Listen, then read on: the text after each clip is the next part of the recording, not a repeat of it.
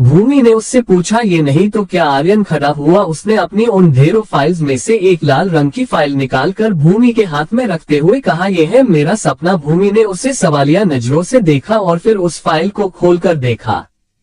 उस फाइल में किसी जमीन के पेपर्स थे, कुछ जमीन के फोटोज थे और कुछ डिजाइन्स थे। भूमि ने उन सब को देखते हुए ही पूछा, ये क्या है? आर्यन ने फिर बेड पर बैठते हुए कहा, कसार घाट में ही एक जगह है, बहुत खूबसूरत। सुना है 2025 साल पहले वहां मुंबई की एक गैंग रहा करती थी, लोगों का बहुत भला करती थी, पर पता नहीं फिर क्या हुआ, एक एक कर सब वहां से चले गए और वो जगह वीरान हो गई। वहां पर जो आखिरी शख्स रहता था उसने वो जगह एक फॉरेनर को बेची थी, पर कुछ टाइम पहले ये अफवाह उड़ी कि वहां भूत है। मैं भी गया फिर उस जगह को देखने और मुझे वो जगह इतनी पसंद आई कि मैंने तुरंत उस फॉरेनर से कांटेक्ट किया और उससे बात की। उसे भी उस जमीन की कोई जरूरत नहीं थी, तो उसने मुझे कम दाम में ही वो जमीन बेच दी और अब मैं उस जमीन पर एक नई दुनिया बनाना चाहता हूँ, एक ऐसी बड़ी दुनिया जहाँ सिर्फ पॉजिटिव वाइब्स हो और जहाँ सुकून मिले। यही मेरा सपना है। जब मैं इस जगह को अपनी मर्जी के हिसाब से तैयार कर लूंगा ना, तब मेरा सपना पूरा होगा। भूमि उसकी बातें ध्यान से सुन रही थी। उसने उसके पास बेड पर बैठते हुए कहा, अच्छा, पर कौन सी जगह है? ये कोई नाम तो होगा? आर्यन ने हाँ में सिर हिलाकर कहा, हाँ है ना। तो भूमि ने पूछा, क्या? आर्यन ने बड़े ही गर्व से कहा, पराक्रम।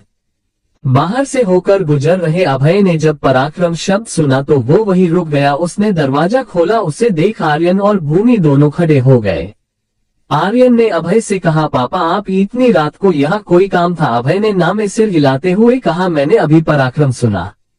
आर्यन ने हाँ में सिर हिला दिया और कहा, हाँ हम बस ऐसे ही बातें कर रहे थे और कुछ नहीं। अभय ने और कुछ नहीं कहा और वहां से चला गया। अभय ने पराक्रम तब छोड़ा था जब अरमान और आर्यन का जन्म हुआ था। उस पल वो नहीं चाहता था कि उसके बच्चों के साथ कुछ भी बुरा हो, पर उसके जाने के बाद धीरे धीरे सब वहां से चले गए और अभय ने खुद ही के बनाए हुए पराक्रम को अपनी आंखों के सामने वीरान होते देखा। जब न्यूज आई थी कि पराक्रम में भूत है, तब तो अभय का गुस्सा सत्वे आसमान पर था। एक पल को उसने सोचा कि वो अपने पराक्रम वापस चला जाए और वो गया भी, पर तब उसे पता चला कि अब ये जगह एक फॉरेनर के नाम है। अभय ने उससे भी कांटेक्ट किया अपना पराक्रम वापस पाने के लिए, पर उसने कहा कि वो पराक्रम किसी और को बेच चुका है। अभय ने उस इंसान का नंबर भी मांगा, पर अफसोस के उस फॉरेनर के पास आर्यन का कोई कांटेक्ट नहीं बचा था। अंत में अभय को निराशा ही मिली, पर उसने ये कभी जताया नहीं। इनफैक्ट आर्यन को तो पता तक नहीं है कि उसके पापा पहले क्या थे। अरमान को तो फिर भी पुलिस में रह चुके होने की वजह से पता था। अभय हमेशा अपने बच्चों के लिए एक नॉर्मल पापा बनना चाहता था, उन्हें एक हैप्पी फैमिली देना चाहता था। इसलिए ही तो जब बनारस बॉम्ब ब्लास्ट में उन्होंने अरमान को खोया तो अभय ने अपनी जॉब भी छोड़ दी। वो यही सोचते सोचते अपने कमरे में जाकर लेट गया और कुछ ही देर में उसे नींद भी आ गई। आर्यन और भूमि भी बातें करते करते सो गए थे।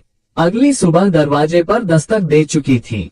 जब माही की आंख खुली तो वो अरमान के बाजू में सो रही थी। अरमान पेट के बल सो रहा था और उसका एक हाथ माही की कमर पर था। माही ने हल्के से उसका हाथ हटाया और बाथरूम में चली गई। उसने खुद को आईने में देखा। अरमान के दिए ये निशान उसे अपने शरीर पर खूबसूरत लग रहे थे। वो भूल गई कि उसकी बॉडी पर कहीं डार्क मार्क्स थे, पर जब उसकी नजर पड़ी तो उसे याद आया अरमान ने उसे वहां किस किया था, मतलब उसे कोई फर्क नहीं पड़ता माही के इस दाग से। माही यही सोचते हुए सावर के नीचे खड़ी हो गई। सावर लेने के बाद वो तैयार होकर बाहर आई, तब उसने देखा अरमान बाथरूम के दरवाजे पर खड़ा उसे ही देख रहा था। माही ने अपनी नजरें झुका ली और वहां से जाने को बढ़ी कि अरमान ने उसका हाथ पकड़ लिया। वो उसे फिर वही आईने के सामने ले गया। उसने माही को पीछे से हक किया और उसके कंधे पर सिर रख दिया। उसने आईने में ही माही के अक्स को देखते हुए कहा, देखो इसे। माही ने भी आईने में अपने आप को देखा। अरमान ने आगे कहा, ये वो लड़की है जिससे मैं प्यार करता हूँ, सिर्फ इससे। इसका नाम माहिरा है एंड आई लव हर। मुझे कोई फर्क नहीं पड़ता कि वो खुद को खूबसूरत मानती है या नहीं, पर मेरे लिए वही मेरी जिंदगी की पहली और आखिरी लड़की है। तो तुम उससे समझाओ कि मैं उसके अलावा कभी किसी का नहीं हो सकता, मैं सिर्फ उससे प्यार करता हूँ। अरमान की ऐसी बड़ी बातें सुन माही उसकी तरफ पलटी। दोनों की आंखें मिली और माही ने कसके उससे गले लगा लिया। Chapter 143 Virat Khurana. Shekhawat mansion. Virat single sofa पर सिंसियरली बैठा सामने देख रहा था। और उसके सामने सोफे पर अभय, सांची, दिया और हर्षद थे। वो ऐसे बैठे थे जैसे किसी का एग्जाम ले रहे हो। अभय ने अपने दोनों हाथ अपने सीने के सामने फोल्ड किए और बिना किसी भाव के कहा, शुरू करो। विराट ने बस इतना सुना और कहना शुरू किया, मेरा नाम विराट मेहता है, पर वो सबके लिए है। मेरा असली नाम विराट खुराना, शारा खुराना और मिराज खुराना का दूसरा बेटा। मेरी एक हैप्पी फैमिली थी। मैं, मम्मा, पापा, मेरा बड़ा भाई करण। हम एक साथ खुश थे। हम सब लंदन में रहा करते थे। पर 20 साल पहले जब बनारस बॉम्ब ब्लास्ट हुआ तब हम वही थे। मम्मा प्रेग्नेंट थी तो पापा उन्हें महादेव के दर्शन कराने लाए थे। पर उस दिन पता नहीं क्या हुआ, अचानक करण का हाथ पता नहीं कैसे पापा से छूट गया। उन्होंने मुझे और मम्मा को बाहर जाने के लिए कहा और खुद करण को लेने वापस गए। मेरी मम्मा मुझे लेकर 80 घाट से बाहर आई, पर बहुत देर वेट करने के बाद भी जब कोई नहीं आया तो मैं और मम्मा वापस अंदर गए पापा को ढूंढने। जब हम अंदर पापा को ढूंढ रहे थे तब मैंने उन्हें करण को लेकर बाहर जाते देखा। इससे पहले कि मैं कुछ बोलता वो ब्लास्ट हुआ जिसने मेरी पूरी दुनिया बदल दी। एक ही पल में कई लाशें थी आसपास। जहां कुछ देर पहले चहल पहल थी अब वो अफरा तफरी में बदल चुकी थी। मुझे चोट नहीं लगी थी पर धीरे धीरे मेरी आंखें बंद हो रही थी। जब आंख खुली तो मैं हॉस्पिटल में था। मुझे पता चला कि मेरी बहन इस दुनिया में आ चुकी है। मैं बहुत खुश हुआ, पर दूसरे ही पल मेरी दुनिया ने एक और करवट ली। मेरी बहन को जन्म देते देते मम्मा ने अपना दम तोड़ दिया। मैं वही हॉस्पिटल के एक कोने में अपनी नन्ही सी जान को लिए छुप के बैठा था कि कहीं कोई उसे भी मुझसे ना छीन ले। मैं करता भी क्या, सिर्फ 6 साल का बच्चा जिस पर एक और जान की जिम्मेदारी क्या करता मैं। और उस दिन मेरी जिंदगी में मेरे एक नए परिवार ने जन्म लिया, किशोर जी, जिन्हें मैं दादाजी कहता हूँ। उन्होंने उस ब्लास्ट में अपने 2 बेटों और एक बहू को खो दिया। एक बच्ची 2 साल की उनकी पत्नी की गोद में थी। उनके दूसरे बेटे की पत्नी भी प्रेग्नेंट थी जिसे डिलीवरी के लिए उस हॉस्पिटल में लाया गया। उन्हें अपने पति के मरने का सदमा लगा और उनका केस इतना कॉम्प्लिकेटेड हो गया कि डॉक्टर्स बच्चे को बचा ही नहीं पाए। डॉक्टर ने कहा, कुछ भी करो, भले ही एक बेबी अडॉप्ट कर लो, पर अगर माँ को बचाना है तो उसके सामने बच्चा होना बहुत जरूरी है। जब उन्हें हमारा ख्याल आया तो उन्होंने दादाजी को मेरे पास भेज दिया। दादाजी ने वादा किया कि वो मेरी बहन को एक अच्छी जिंदगी देंगे, इसलिए मैं भी मान गया। मेरी बहने को उनकी बेटी बना दिया गया। उन्हें बच्ची और मेरी बहन को माँ मिल गई। मुझे परिवार मिल गया। हम साथ में खुश थे। मैं पूरी तरह से भूल गया था कि मेरा कोई दूसरा परिवार भी हुआ करता था। मेरी बहन को लगता है कि मैं दादाजी के भाई का पोता हूँ जिसका परिवार अब वही सब है, पर वो खुद भी नहीं जानती कि वो मेरी सगी बहन है। बढ़ते बढ़ते मैंने फैसला किया कि मैं एक पुलिस ऑफिसर बनूंगा और जो मेरे साथ हुआ वो किसी के साथ नहीं होने दूंगा। मैंने पता लगाया कि वहां बॉम्ब ब्लास्ट किसने करवाया था। तब मुझे पता चला कि जिस इंसान को आज तक मैं अपने बाप के रूप में भुला ही नहीं पाया, उसी ने वो बॉम्ब ब्लास्ट करवाया। उसके बाद मैंने मिराज खुराना की हर एक जानकारी निकाली, जहां मुझे पता चला कि वो अपने टाइम के एक बहुत बड़े क्रिमिनल रह चुके हैं। फिर मैंने फैसला किया कि मेरा उससे कोई लेना देना नहीं है। अब मेरा मकसद था उसे रोकना और अपनी बहन को उससे दूर रखना। इसलिए ही तो मैंने पढ़ाई के लिए उसे यहाँ मुंबई भेजा। विराट ने अपनी सारी बात कह दी। अभय ने फिर उससे पूछा, तो क्या तुम्हें पहले से पता था कि अरमान मेरा बेटा है? विराट ने जल्दी से कहा, नहीं, व्योम जिंदा थे इसलिए मेरे मन में कभी अरमान का ख्याल ही नहीं आया। विराट ने अब नजरें झुका ली और कहा, मेरे बारे में जो सच था वो मैं आपको बता चुका हूँ। अब आपकी मर्जी, आप क्या फैसला लेते हैं? जब अभय ने उसके मुंह से ये बात सुनी उसने अजीब नजरों से उसे देखते हुए कहा, कैसा फैसला? कहीं तुम ये तो नहीं सोच रहे कि तुम मिराज के बेटे हो इसलिए मैं तुमसे सौम्या का रिश्ता तोड़ दूंगा? हाँ बिल्कुल, विराट ने यही सोचा था। उसे नहीं पता था कि अभय के दिमाग में क्या चल रहा है। क्या वो उसकी और सौम्या की शादी होने भी देगा या नहीं? अगली बात सांची ने कही, अगर तुम ये सोचते हो तो तुम गलत हो विराट। तुम्हें पता है मैं कौन हूँ और शादी से पहले मेरा अभय से क्या लेना देना था? हमारी शादी कैसे हुई?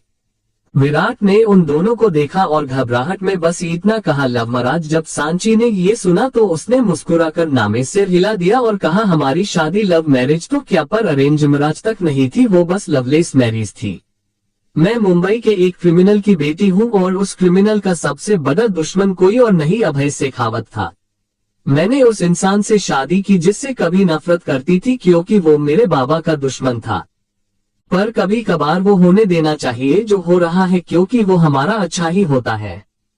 विराट चुपचाप सांची की बात सुन रहा था। फिर अभय ने कहा, अगर मैं सिर्फ इसलिए रिश्ता तोड़ दूं क्योंकि तुम मिराज के बेटे हो तो ये गलत होगा। तुम्हारे पास एक दिल है जो बहुत खूबसूरत है और उस दिल के पीछे तुम्हारे बाप का नाम सामने तक नहीं आता।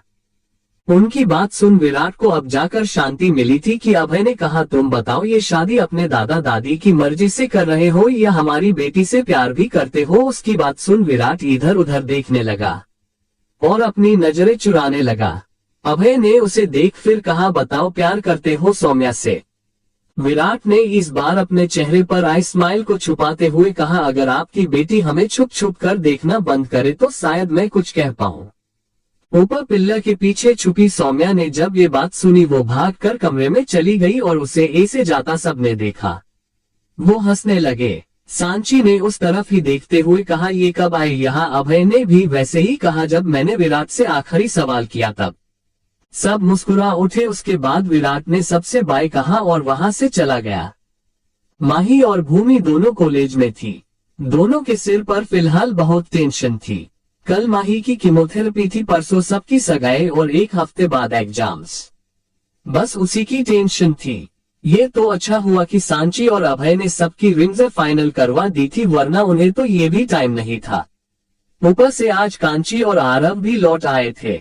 घर में सगाई की तैयारियां स्टार्ट हो चुकी थी, पर लड़कियों की पढ़ाई पर असर पड़ेगा ये सोचकर सांची ने फैसला लिया कि आज से लेकर एग्जाम्स खत्म होने तक भूमि, कांची और माही तीनों विराट के घर पर रहेंगी। लड़कों को ये बात पसंद नहीं आई, पर मम्मा का फैसला था, ऊपर से एग्जाम्स भी जरूरी थे। सांची ने आज ही तीनों को भेज दिया था। अब बेचारा लड़के करते क्या, पर अरमान के पास एक बहाना था माही से मिलने का। कल माही की कीमोथेरेपी थी, पर सांची ने उसे वहां पर आने से भी मना कर दिया, ये कहकर कि सेकेंड सेशन में कुछ नहीं होता है और अगर आना ही है तो आर्यन आ सकता है। सांची जानबूझकर तीनों को परेशान कर रही थी, पर एक बात समझ नहीं आ रही थी। शिवांगी, जिसे शादी करनी ही नहीं थी, वो अब अपनी शादी को लेकर बहुत खुश थी। इनफैक्ट सौर्या के साथ घंटों फोन पर बातें करती थी। पता नहीं क्या चमत्कार हो चला था। चैप्टर 144 दूर रहो मुझसे। अगले दिन सुबह भूमि कॉलेज के लिए निकल गई। एग्जाम्स नजदीक थे तो किसी एक को कॉलेज जाना ही पड़ता। विराट और कांची माही के साथ हॉस्पिटल गए थे कीमोथेरेपी के लिए। वहां आर्यन भी मौजूद था। दोपहर के 2 बजे बजते बजते तो वो फ्री हो गए और माही को घर भी ले आए। आर्यन शेखावत मेंशन वापस लौट गया। सांची जानती थी कि उसने सबको बहुत परेशान किया था, इसलिए उसने खुद ही उनके लिए शाम को शॉपिंग का प्लान बनाया। उसने सबको ये कहा कि अगर तुम्हें कुछ चाहिए तो सब साथ जाकर ले आओ। सब समझ गए कि सांची उन्हें एक मौका दे रही है, इसलिए कुछ भी आनाकानी किए बिना वो मान गए।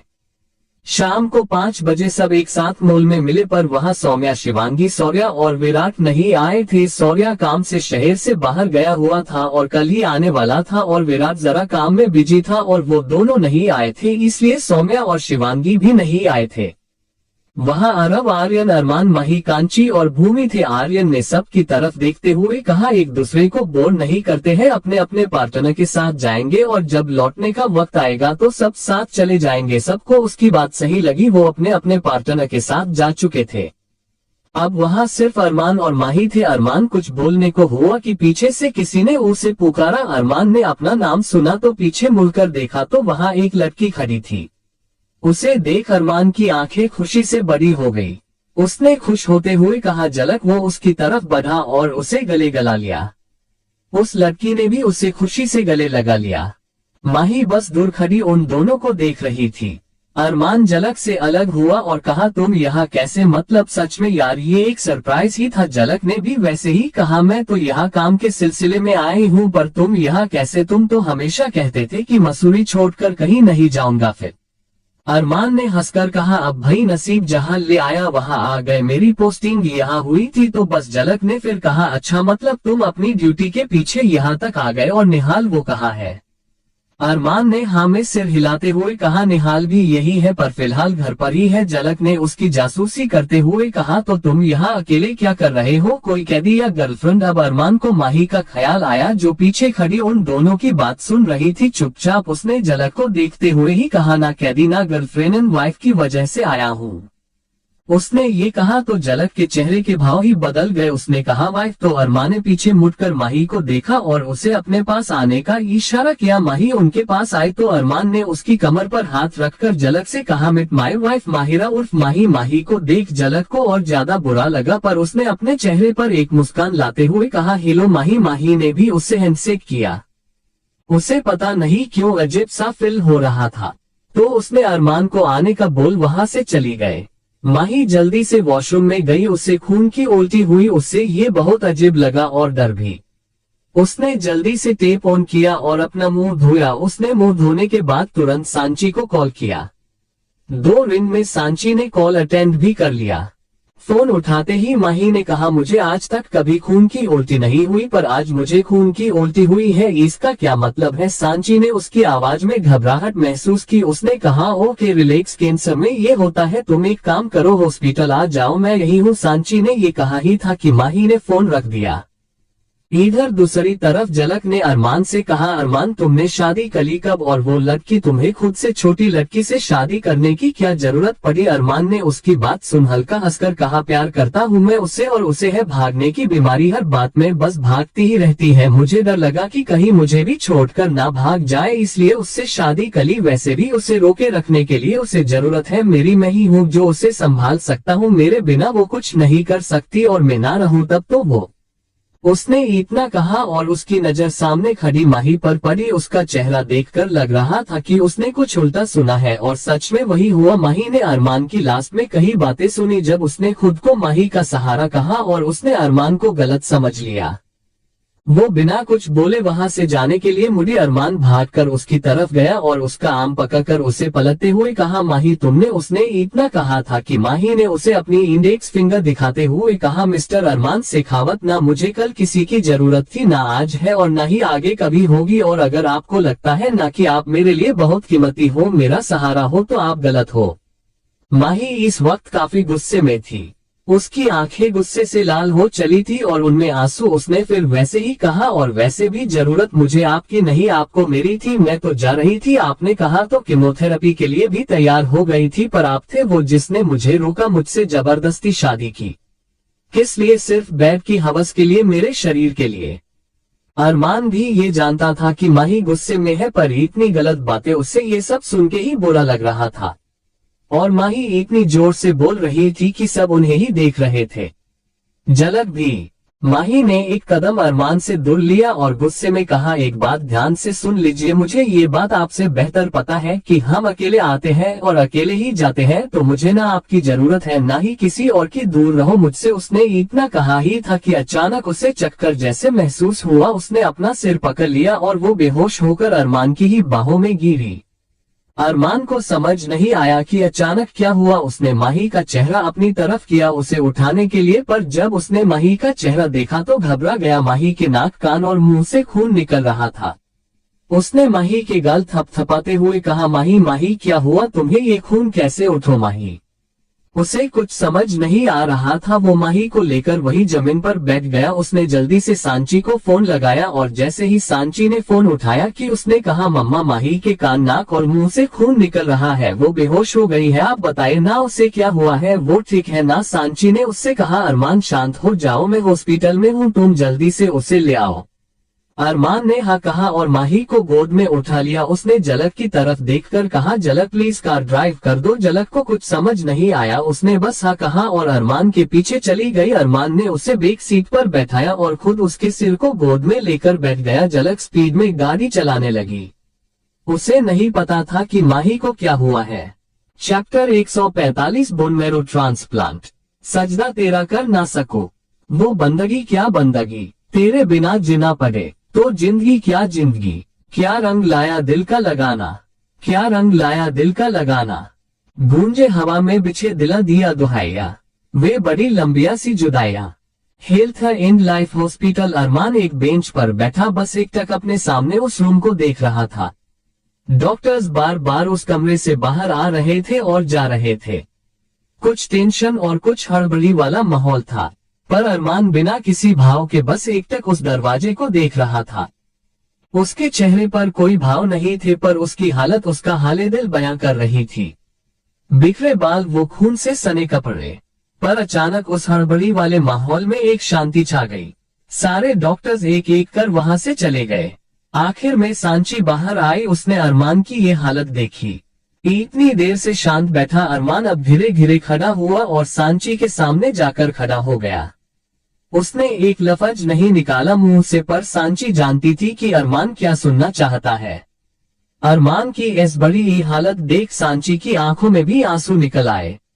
उसने दोनों हाथों से अरमान के चेहरे को थामा। इधर दूसरी तरफ आर्यन, भूमि, आरव और कांची वापस आ चुके थे। उन्होंने जब अरमान और माही को नहीं देखा तो अरमान को कॉल किया, पर अरमान ने फोन ही नहीं उठाया। फिर आरव ने सबसे कहा कि हो सकता है अरमान माही को ले गया हो। ये ख्याल आने के बाद चारों ने सोचा कुछ देर देते हैं उन्हें प्राइवेसी, और यही सोचकर चारों वापस घर लौट आए। कल सगाई थी और फिलहाल शाम के 7 बजे बज चुके थे। कांची और भूमि को उनके घर छोड़ आर्यन और आरव शेखावत मेंशन लौट आए थे। उन्हें कहा गया कि सांची एक केस के लिए हॉस्पिटल में है, पर किसी को पता नहीं था कि वो केस है किसका। हॉस्पिटल में सांची ने अरमान के चेहरे को अपने हाथों में लिया और धीमी आवाज में कहा वो ठीक है। जब अरमान ने ये सुना उसने सुकून से अपनी आंखें बंद कर दी और सांची को टाइटली हग कर लिया। उसकी आंखों से आंसू गिरने लगे। इतनी देर से जो भराव उसके दिल में था वो फूट पड़ा। सांची ने उसे सहारा दिया और वहां बेंच पर बैठाया।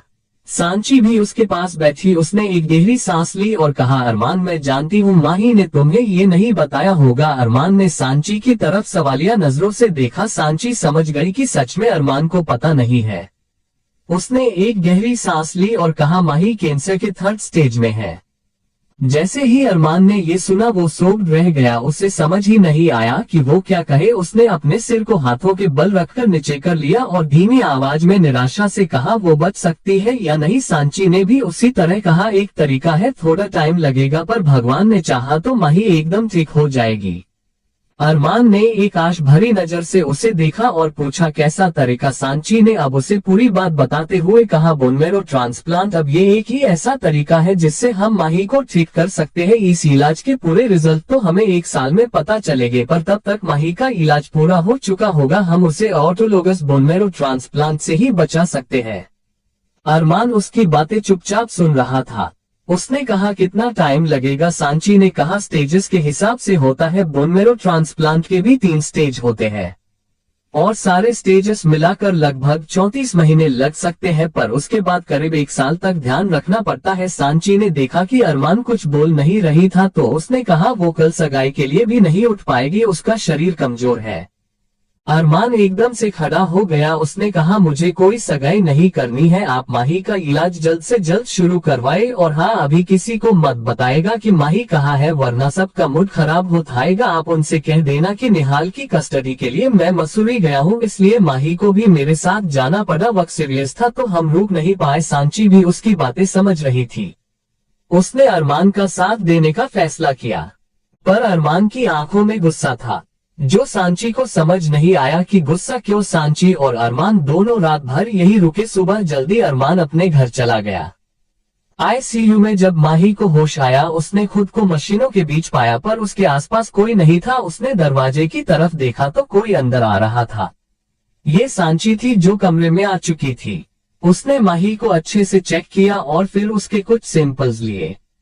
उसे ऐसे देख माही ने निराशा से कहा आप ये क्यों कर रही है, बचने के तो चांसेस है ही नहीं। फिर सांची ने अपना काम करते हुए ही कहा तुम्हारा बोन मैरो ट्रांसप्लांट होगा जहां तुम्हारे बचने के और ठीक होने के 60% चांसेस है। उसकी बात सुन माही एक पल को हैरान रह गई, पर फिर उसे अरमान का ख्याल आया। उसने सांची से पूछा अरमान कहाँ है। सांची ने अब भी बिना उसकी ओर देखे कहा वो तुमसे नहीं मिलना चाहता। जैसे ही माही ने ये सुना उसे शौक लगा। अब उसे एहसास हुआ कि सांची भी उससे ठीक से बात नहीं कर रही थी। उसने कहा आखिर हुआ क्या है, ना वो यहाँ है ना आप ठीक से बात कर रही है। सांची ने फाइल अपने हाथों में कसी और एक गहरी सांस लेकर कहा माही तुम्हें कैंसर है, भूलने की बीमारी नहीं। तुमने ही कल उसे खुद से दूर रहने को कहा था तो वो तुमसे दूर रह रहा है और तुम चिंता मत करो, बस आज का दिन अकेले बिताना है। शाम तक कोई ना कोई तुम्हारे पास आ ही जाएगा। माही को उसकी बातें बुरी लगी। उसने कहा कोई ना कोई मतलब सांची ने वहां से जाने के लिए पलटते हुए कहा, तुम्हारे परिवार में से कोई भी? वो दरवाजे के पास पहुंची ही थी कि माही ने कहा, और अरमान उसकी बात सुन सांची पलटी और बिना किसी भाव के कहा, माही कल तुमने खुद अरमान से रिश्ता तोड़ा है, तो अब एक बात याद रखना, अब तुम्हारा शेखावत फैमिली से या अरमान से कोई लेना देना नहीं है। अब वो सिर्फ तुम्हारी बहन का जेठ है और कुछ नहीं। सांची इतना कहकर बाहर चली गई और माही बस उसे देखती रही। वो कुछ सोच ही रही थी कि दरवाजा एक बार फिर खुला। चैप्टर 146 आज है सगाई, मैं डालू ताल पे भंगा, तू भी गीत गा ले, चल ऐसा रंग जमा दे हम के बने सभी मतवाले, मन कहे कि मैं ले आओ चांद और तारे सारे, इन हाथों पर मैं चांद रखूं, इस मांग में भरल उतारे। दरवाजे से इंसान के आने से पहले गाने की ट्यून की आवाज आए और फिर सारे घरवाले एक एक कर गाना गाते हुए अंदर आए। माही को कुछ समझ ही नहीं आ रहा था, वो बस हैरानी से सबको देख रही थी। एक एक कर वहां सब आ गए। हर्षद, दिया, अभय, आर्यन, भूमि, कांची, आरव, विराट, सौम्या, दादा दादी, मिता, सबसे आखिर में सांची आई। उसने अपना सफेद कोट उतार दिया। सांची ने एक बेहद खूबसूरत साड़ी पहनी थी। माही को इसे कंफ्यूज्ड देख उसने कहा, वैसे तो आईसीयू में ऐसे ही किसी को नहीं आने देते हैं, पर तुम्हारे ससुराल वाले इतने जिद्दी है कि माने ही नहीं। माही को अब भी कुछ समझ नहीं आ रहा था कि हो क्या रहा है। अभी अभी तो सांची ने कहा था कि उसका शेखावत फैमिली से कोई लेना देना नहीं है, तो अब ससुराल कहाँ से आया। उसने सबको एक एक कर देखा, सब ऐसे तैयार हुए थे जैसे किसी शादी में जा रहे हो, पर वहाँ अरमान नहीं था और न ही निहाल था। माही एक बार फिर दुखी हो गई, पर अचानक दरवाजे से किसी के चिल्लाने की आवाज आई। मम्मा, ये निहाल था। उसने 3 पीस सूट पहना था और वो बहुत प्यारा लग रहा था। वो सीधा माही के बेड के पास गया, उसने अपने हाथ में पका बॉक्स माही को दे दिया। माही ने सबकी तरफ देखा और फिर उस बॉक्स को खोलकर देखा तो उसमें बेहद की खूबसूरत 2 रिंग्स थी। ये कपल रिंग्स थी। माही ने उन रिंग्स को छू कर देखा, ये बहुत खूबसूरत थी। अचानक उसे कुछ याद आया, उसने बॉक्स को बंद कर दिया और फिर अपनी आंखों को, पर उसके बंद आंखों से आंसुओं की एक लकीर उसके चेहरे तक उतर आई। उसने ऐसे ही कहा, आप सब यहाँ क्यों आए हैं? उसकी बात सुन आर्यन आगे आया और उसने कहा, सुना तुम सगाई करने नहीं आ सकती, तो हमने सोचा क्यों ना हम ही तुम्हारी सगाई में शामिल होने आ जाए। माही ने अपनी आंखें खोली और आर्यन को देखा। इतने में किसी के चलने की आवाज आने लगी। सबने दरवाजे की तरफ देखा। ये अरमान था। उसने ब्लैक कलर का 2 पीस सूट पहना था, बाल जेल लगाकर सेट किए हुए, हाथ में महंगी घड़ी, ब्लैक सूट, और वो उस ऑल ब्लैक लुक में बहुत ही हैंडसम और डेसिंग लग रहा था। उसने दोनों हाथ अपनी पेंट की पॉकेट में डाल रखे थे। निहाल अरमान को देखते ही उसके पास दौड़कर गया। अरमान ने उसे गोद में उठा लिया। सच में आज दोनों एक जैसे और बाप बेटे लग रहे थे। माही के चेहरे पर एक हल्की सी स्माइल आ गई, पर उसे कल की सारी बातें भी याद आ रही थी। अब अरमान ने भी माही को देखा। दोनों बस एक दूसरों की आंखों में ही देख रहे थे जब आर्यन ने अपना फोन निकाला और वीडियो ऑन करते हुए कहा, चलो चलो जल्दी करो, फिर घर जाकर हमारी सगाई की तैयारियां भी करनी है। अरमान ने सांची की तरफ देखा तो सांची ने उसे जाने का इशारा किया। अरमान माही के पास गया, उसने एक रिंग निकाली और माही के लेफ्ट हैंड की तीसरी उंगली में पहना दी। सब ने हुटिंग की तो सांची ने सबको चुप करवाया, क्योंकि भले ही उन लोगों ने परमिशन ली थी, पर था तो ये हॉस्पिटल ही ना। फिर विराट ने माही को रिंग दी। माही बस उस रिंग को देख रही थी तो सबने उसे पहनाने को कहा, तो बेचारी माही ने ख्यालों में डूबे हुए ही अरमान को रिंग पहनाई। सबने फिर तिलिया बजाए। माही को अब तक ये समझ नहीं आया कि उसकी मर्जी से जबरदस्ती सगाई करवाई गई है। सांची ने सबको जाने का इशारा किया तो सब एक एक कर बाहर चले गए। आर्यन ने निहाल को अपनी गोद में लिया और वहां से चला गया। दादा दादी ने प्यार से माही का माथा चूमा और वो भी चले गए। कांची ने भी उसे प्यार से चूमा और उसे ऑल द बेस्ट बोलकर चली गई। विराट ने भी वही किया, फिर अरमान को गले लगाया और वहां से चला गया। अब आखिर में सांची ने कहा, माही तुम्हारी फैमिली से तुम्हारा हस्बैंड तुम्हारे पास रुकेगा तो मैं चलती हूँ। सांची भी वहां से चली गई और अब कमरे में सिर्फ अरमान और माही थे। माही की कुछ बोलने तक की हिम्मत नहीं हो रही थी। अरमान ने अपना फोन निकाला और उसमें कुछ लगा कर फोन माही की तरफ कर दिया। पहले माही ने अरमान को देखा, फिर फोन को उसने अरमान के हाथ से फोन लिया कि सामने से भूमि की आवाज आई, हे माय डियर जेठानी, अब तुम तो यहाँ हो, नहीं तो यहाँ घर पर क्या क्या होगा ये मैं तुम्हें बताऊंगी।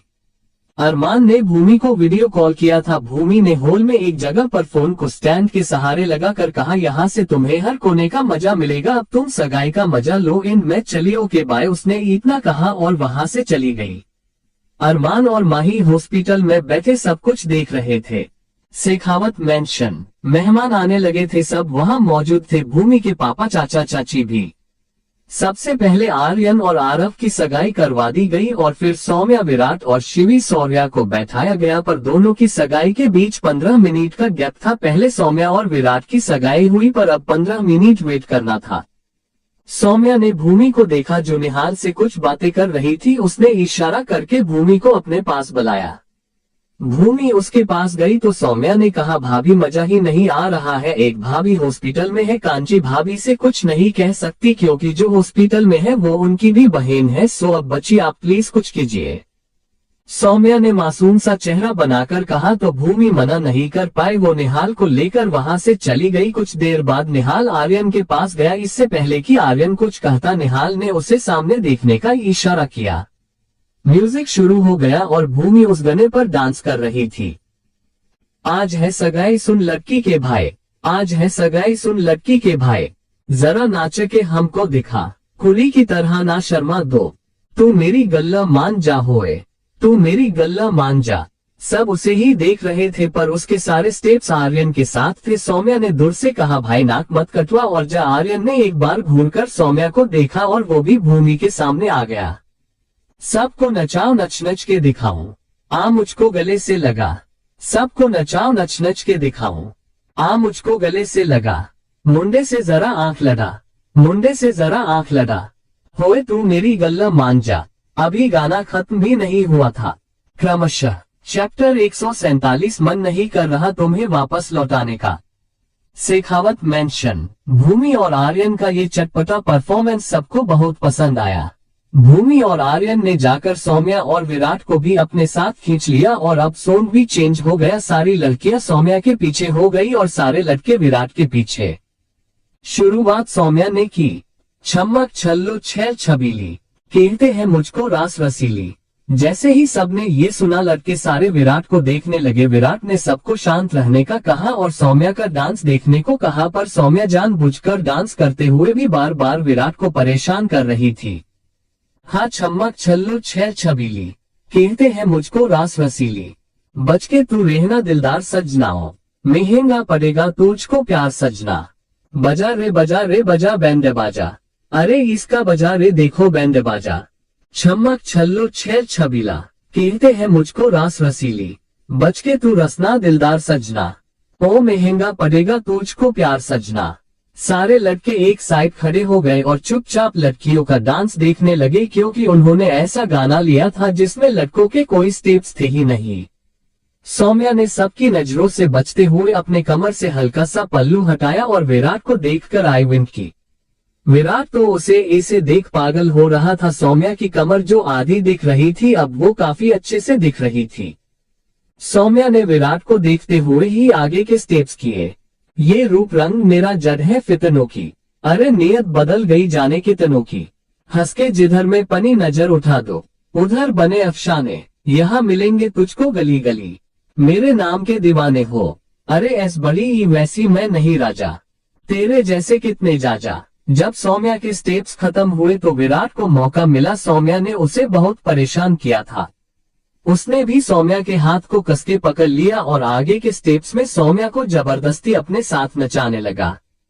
तेरी अदा अदा लगती है कातिल, बड़े ही प्यार से लुटे मेरा दिल, जिद पे अगर मैं आऊं तो पल में तुझको अभी उठा ले जाओ, ये समझ ले गोरी मेरी है तू, तुझे प्यार से समझाऊं हो, आ नैनो के पेज लड़ा ले, मेरे जैसा रोग लगा ले, हाँ बनके रहूंगा तेरा यार सजना, हो तुझसे किया है मैंने प्यार सजना। अभी तो दोनों का डांस खत्म भी नहीं हुआ था कि पता नहीं कहां से गोली चलने की आवाज आए। सब अपनी अपनी जगह पर रुक गए और अचानक खिड़की के कांच को तोड़कर एक पत्थर अंदर आया। उस पर कागज था। पहले आर्यन और विराट दोनों खिड़की की तरफ दौड़े पर बाहर कोई नहीं दिखा। अभय ने उस पत्थर पर से वो कागज हटाया और उसे देखा जिसमें लिखा था, मिस्टर अभय शेखावत, अगर अपनी प्यारी बेटी को बचाना चाहते हो तो मुझे मेरे बाबा लौटा दो। करण अभय को कुछ समझ नहीं आया। बेटी सौम्या तो उसके सामने खड़ी थी और अचानक उसे कुछ याद आया। उसने पूरे हॉल में अपनी नजरें घुमा कर देखा, शिवांगी कहीं नहीं थी। इसका मतलब वो शिवी को मेरी बेटी समझकर ले गया। जैसे ही सबने ये सुना वो शौक रह गए। करण जो सौम्या को लेने आया था वो शिवी को ले गया। सांची ने सदमे में कहा, मतलब वो शिवी को ले गया? अभय प्लीज कुछ कीजिए, इससे पहले वो शिवी को कोई नुकसान पहुंचाए, प्लीज कुछ कीजिए।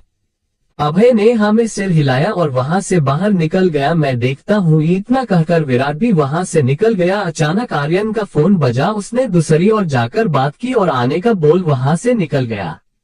किसी को कुछ समझ नहीं आया। सांची ने सारे मेहमानों को वापस भेज दिया और सौर्या और उसके घर वालों को भी।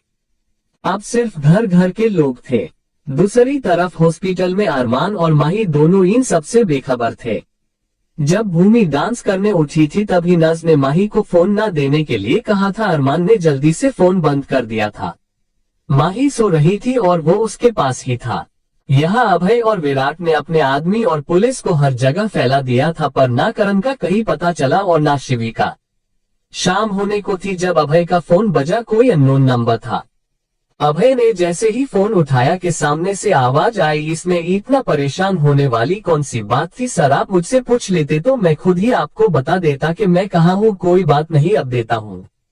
मैं दिल्ली में हूँ। वैसे मुझे पता चला कि ये आपकी बेटी नहीं भतीजी है। कोई बात नहीं, अगर अपनी भतीजी चाहिए तो कल मेरे बाबा को दिल्ली भेज दीजिएगा, वो भी अकेले। अगर कोई होशियारी की तो इस लड़की की लाश भी नहीं मिलेगी। करण ने इतना कहा और फोन रख दिया। वो इस वक्त बेड पर ही बैठा था। उसने अपने पास सो रही शिवी को देखा। उसके चेहरे पर एक मुस्कान आ गई। उसने शिवी के चेहरे पर आए लट्टों को हटाते हुए खुद से ही कहा, पता नहीं क्यों पर मन नहीं कर रहा तुम्हें वापस लौटाने का। इधर अभय ने एक गहरी सांस ली और विराट की तरफ देखा तो विराट समझ गया कि अभय क्या चाहता है। उसने हाँ में सिर हिलाया और वहां से चला गया। यहाँ शेखावत मेंशन में अभी भी टेंशन का माहौल था। अभय, विराट और आर्यन अब तक घर नहीं आए थे, ना ही अब तक शिवी की कोई खबर मिली थी। अचानक किसी के चलने की आवाज आई तो सबने उस तरफ देखा। अभय और विराट थे। सांची दौड़ते हुए उनकी तरफ बढ़ी और पूछा, कहाँ है शिवी? कुछ पता चला? और आर्यन कहाँ है? वो भी तो आपके साथ ही निकला था ना? अभय ने हाँ में सिर हिलाया। वो कुछ कहने को हुआ कि उसके फोन पर मैसेज आया। उसने जब वो मैसेज ओपन किया तो वो दंग रह गया। ये आर्यन की पिक थी। वो पराक्रम के बाहर खड़ा था और उसके हाथ में गन थी।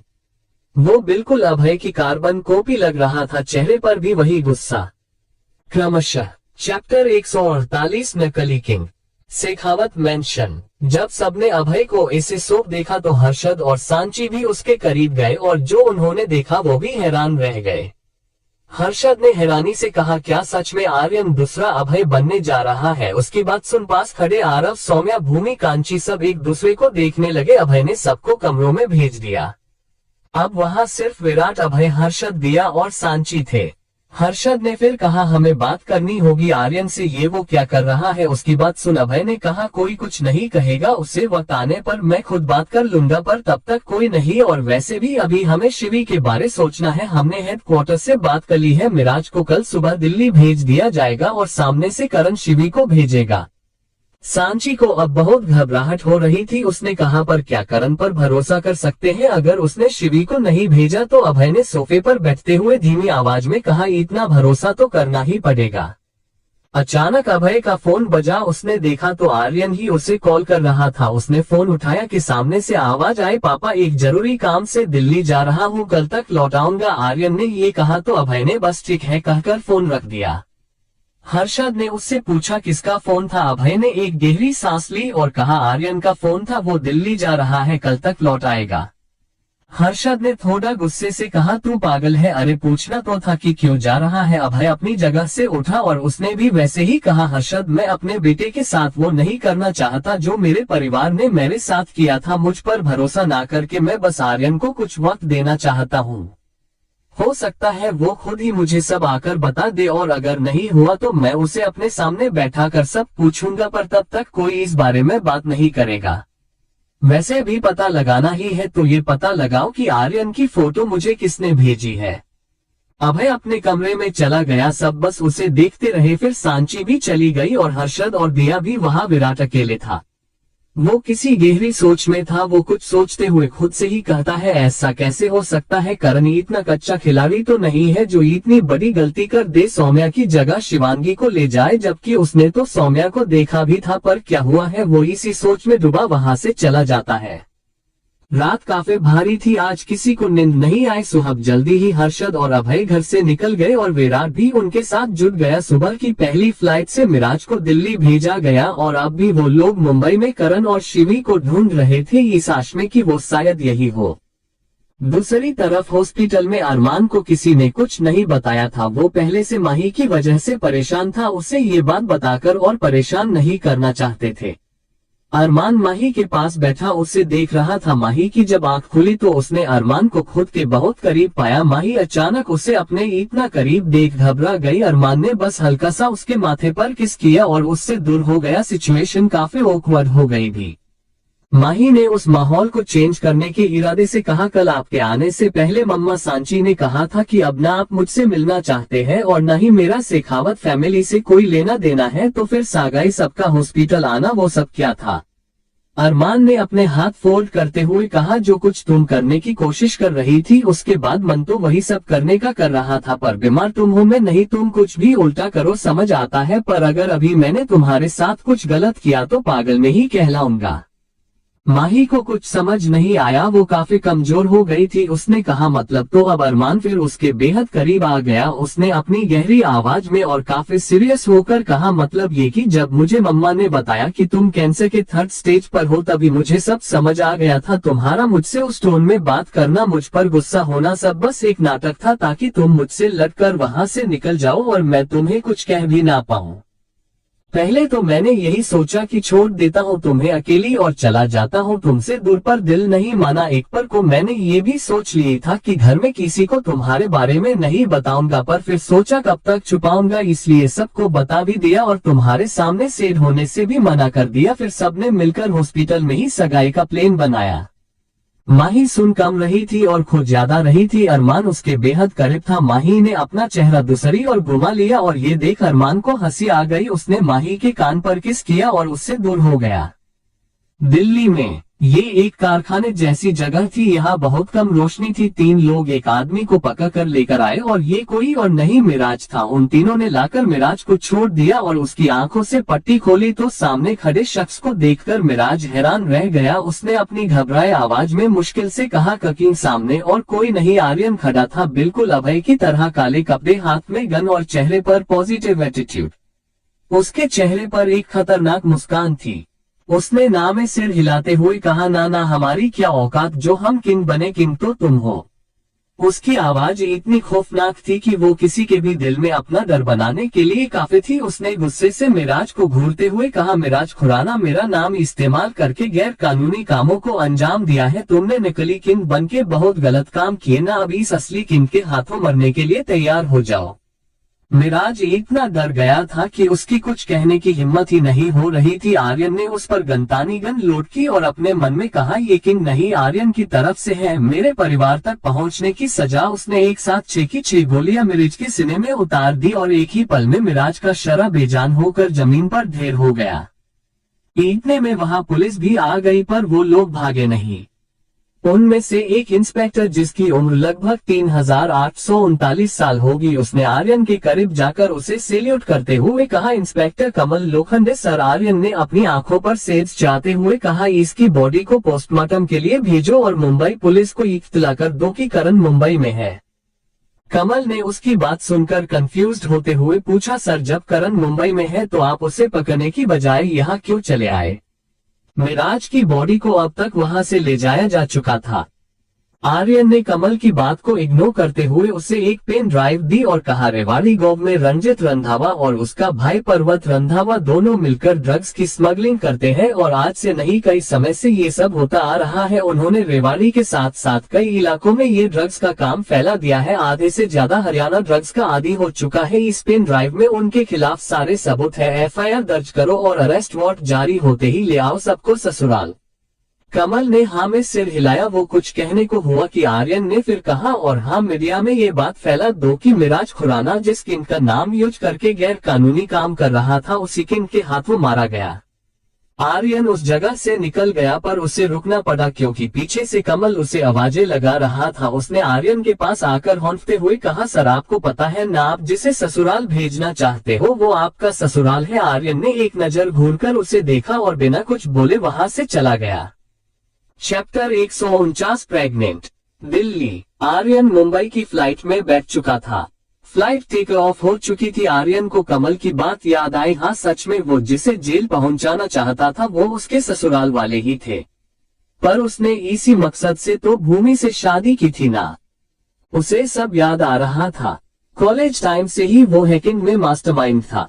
उसे अपने इसी टैलेंट की वजह से पुलिस की तरफ से, गवर्नमेंट की तरफ से कई ऑफर्स आते रहते थे, पर जब उसने अपने कॉलेज खत्म किए तब ही उसने इंडियन पुलिस और देश के लिए अंडरकवर एजेंट के रूप में काम करने के लिए हाँ कह दिया था। उसने अपनी पहचान छुपाने के लिए अपना फेवरेट वर्क आर्किटेक्ट चुना। उसने इस काम की आड़ में कई ट्रेनिंग्स ली। उसका सबसे बड़ा मकसद तो अरमान को ढूंढना था, पर इस फील्ड में आने के बाद वो इसी का होकर रह गया। रेवाड़ी भी वो अपने मिशन से ही गया था, पर वहाँ उसे भूमि मिल गई। वो चाहता तो आराम से वहाँ से बचकर निकल सकता था, पर भूमि से शादी करके वो अपने मकसद के करीब पहुँच सकता था, इसलिए उसने भूमि से शादी करी। पर अब ऐसा कुछ नहीं था। आर्यन भूमि से प्यार करता था और अब उनका रिश्ता कोई मिशन नहीं बल्कि एक पति पत्नी का था।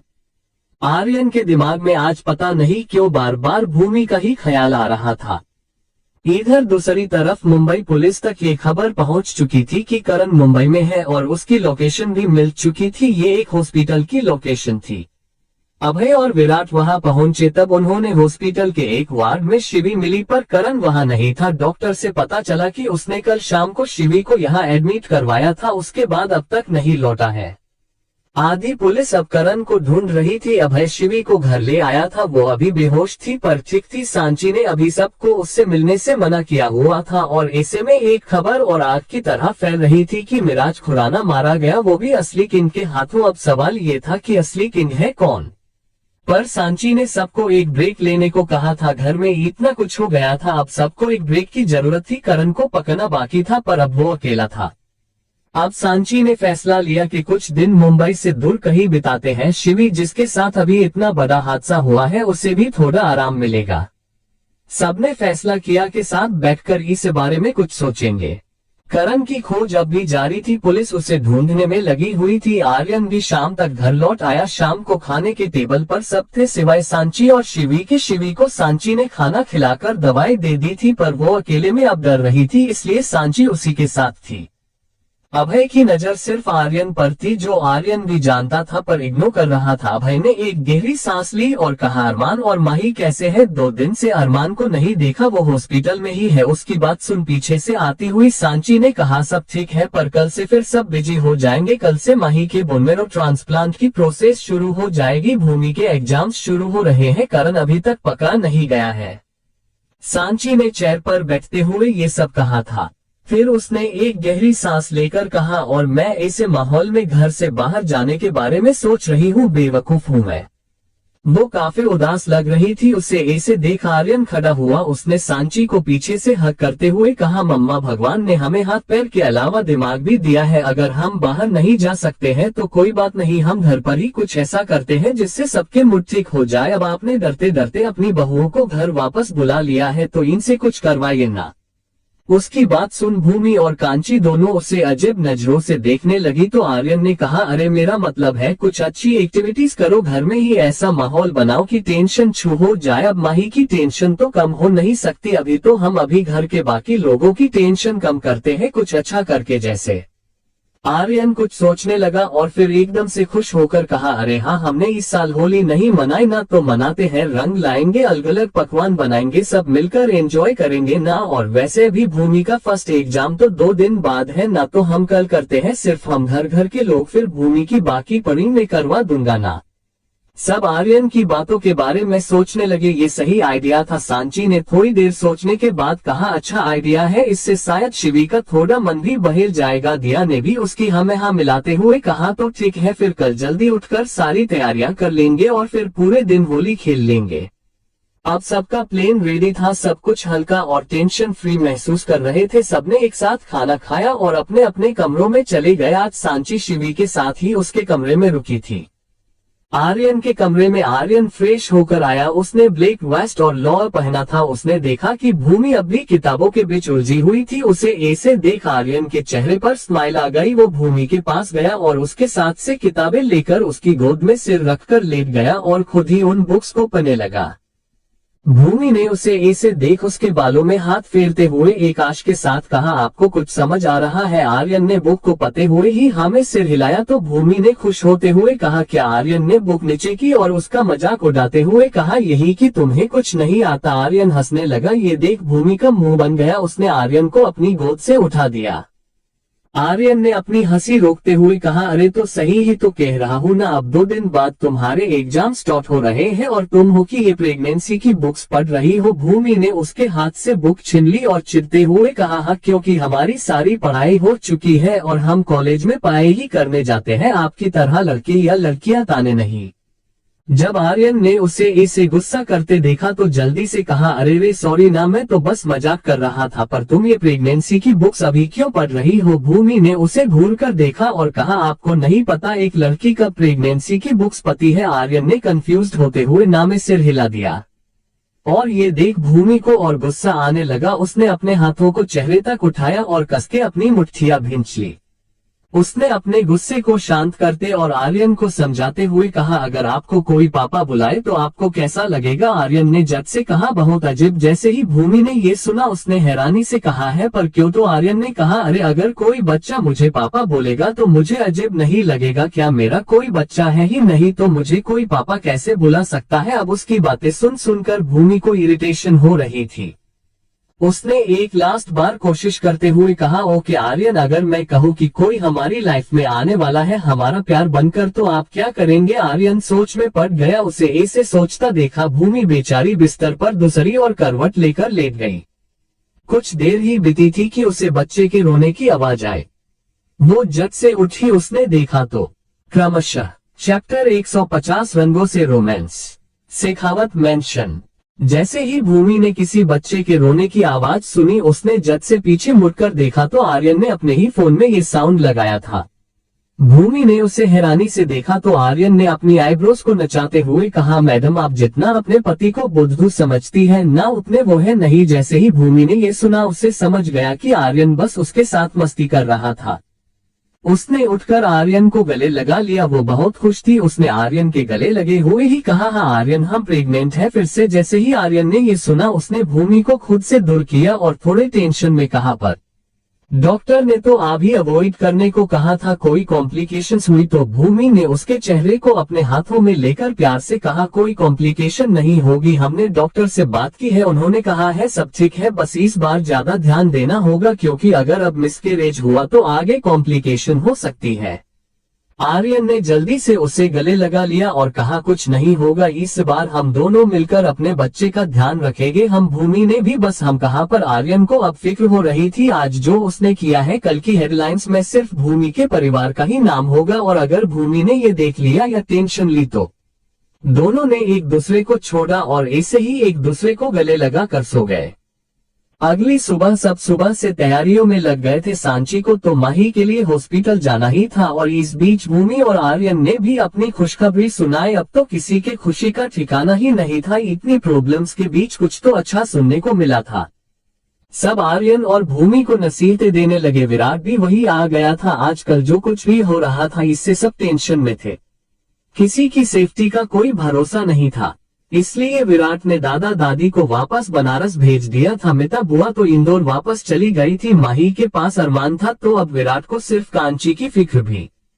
शेखावत मेंशन का तो सब अभय ने संभाल लिया था और उसके अलावा आर्यन और अरमान ने अलग से लोगों को लगा रखा था सेफ्टी के लिए। सांची उन सब से मिलकर हॉस्पिटल चली गई। वो कुछ घंटे बाद वैसे भी वापस आने ही वाली थी। वो हॉस्पिटल आई, सारी तैयारियां पहले से हो चुकी थी। उसने बाकी की फॉर्मेलिटीज पूरी की और काम भी सब खत्म होने के बाद उसने बोन मैरो ट्रांसप्लांट की तारीख 2 दिन बाद की दी और उन्हें बताया कि घर में क्या चल रहा है। अरमान और माही ने बहुत खुश हुए पर अफसोस कि वो नहीं जा सकते थे। अरमान ने सांची से निहाल के बारे में पूछा तो उसने बताया कि वो सारे घर वालों के साथ बहुत खुश है। कुछ देर रुकने के बाद सांची वापस घर लौट आए। यहाँ घर पर सब ने पहले से ही रंगों से खेलना शुरू कर दिया था। शिवी खेल तो नहीं रही थी पर वो इस माहौल में आकर रिलैक्स्ड फील कर रही थी। घर के बड़े तो शिवी के साथ उसके आसपास ही खेल रहे थे पर यंग कपल उन्हें तो बस मौका चाहिए रोमांस करने का। विराट पूरी जगह में घूमकर चेक कर रहा था कि कहीं कुछ गड़बड़ न हो और अचानक उसे महसूस हुआ कि कोई उसके पीछे है। विराट को शक हुआ क्योंकि जहां वो था उस तरफ तो घर वाले कोई थे ही नहीं। उसने अपनी गन निकाली और पीछे खड़े इंसान को एक झटके में दीवार से सटा दिया पर जब उसने उस इंसान का चेहरा देखा तो उसने चौंक कर कहा तुम यहाँ क्या कर रही हो। उसकी बात सुन सौम्या ने गुस्से से कहा तुम क्या 24 घंटे बस गन से ही काम लेते हो, जब भी कुछ भी हो कि बस गन निकाल लो। विराट थोड़ा शांत हुआ और अपनी गन वापस जेब में रखते हुए कहा नहीं वो बस। सौम्या ने उसकी बात बीच में ही रोकते हुए कहा हाँ वो बस टेंशन है, इसलिए घर के फंक्शन में भी मैं गन लेकर घूम रहा हूँ और अगर मुझे किसी ने रंग लगाया तो मैं उसे गोली मार दूंगा। सौम्या ने ये सब उसकी एक्टिंग करते हुए कहा था और फिर अपने हाथ झटकते हुए कहा यू नो वॉट, मुझे तुमसे शादी ही नहीं करनी। वो इतना बोलकर वहां से जाने लगी कि विराट ने उसका हाथ पकड़ा, फिर से उसे दीवार से लगाते हुए कहा अच्छा बाबा सॉरी लो लगा दो रंग। पर सौम्या ने दूसरी तरह चेहरा कर लिया और कहा मुझे नहीं लगाना कोई रंग वन। उसकी बात सुन विराट के चेहरे पर एक डेविल स्माइल आ गई। उसने पास रखी रंग की थाल से मुट्ठी भर गुलाल हाथ में लेते हुए कहा पर मुझे तो लगाना है। इससे पहले कि सौम्या कुछ कहती विराट उसे अपने एक हाथ से ही रंग लगाने लगा। उसने पहले सौम्या के गाल और गर्दन पर रंग लगाया और फिर वो हाथ धीरे धीरे सौम्या की कमर तक पहुंच गया। विराट सौम्या के बहुत करीब आ गया था। उसने सौम्या के गाल से अपने गाल को रगड़कर उस पर भी गुलाल लगा दिया। उसने धीरे धीरे उसके पूरे चेहरे को चूमा और फिर धीरे से उसके होंठों पर अपने होंठ रख दिए। वो उसे किस करने लगा। उसके हाथ सौम्या के बालों में उलझे हुए थे। कुछ देर बाद उसने सौम्या के होंठों को आजाद किया और उसकी गर्दन पर किस करने लगा। वो उसे बेतहासा चूम रहा था और सौम्या उसकी हर छुअन से पिघलती जा रही थी। वो गहरी सांसें ले रही थी। उसके हाथ विराट के बालों में थे।